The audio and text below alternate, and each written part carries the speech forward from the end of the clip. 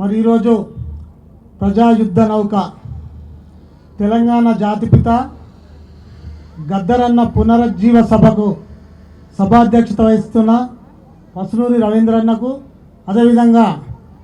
మరి భావితరాలకు మన డైనమిక్ యువత భరత్ గారు, మాజీ కౌన్సిలర్ భరత్ గారు, అదేవిధంగా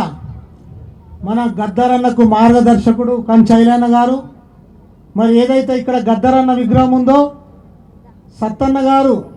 ఒక ధైర్య సాహసాలతోటి మరి తెల్లాపూర్లో తనకున్న ఒక బంధం మరి ఎలా ఉందనేది ఒక విగ్రహం ద్వారా ఈ సమాజానికి మరి ఆయన ధైర్యంతో ఈ గ్రామస్తులందరినీ, అన్ని మత కులాలు సంఘాలను యువతను కలుపుకొని మరి ఒక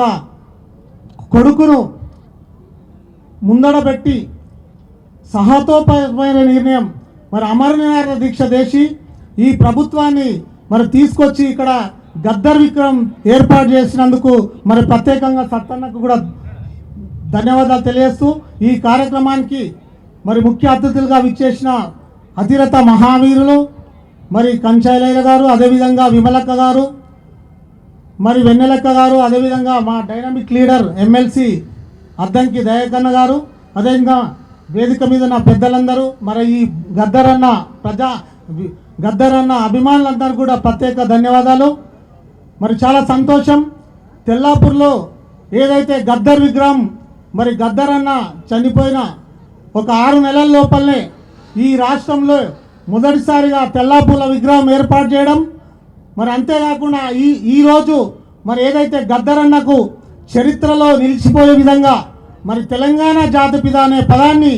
మరి నిజంగా కూడా ఈ తెల్లాపూర్ నుంచే స్టార్ట్ చేయడం మనందరికీ కూడా గర్వకారణం అని సందర్భంగా తెలియజేస్తున్నాను. మరి మనమందరం కూడా దీనికో మరో ఉద్యమంగా ప్రజలందరూ కూడా మమేకమై మరి రేపటి నుంచే మరి గద్దరన్న రేపు ఆగస్టులో జరగబోయే వర్ధంతి రోజు ఈ ప్రభుత్వాన్ని, మన ప్రభుత్వాన్ని మరి జాతిపితగా ప్రకటించేటట్టుగా మనం అందరం పోరాటం చేయాల్సిందిగా మన ప్రజలందరికీ నేను విజయిస్తున్నాను. మరి అంతేకాకుండా మన తెల్లాపూర్ కాంగ్రెస్ పార్టీ తరఫున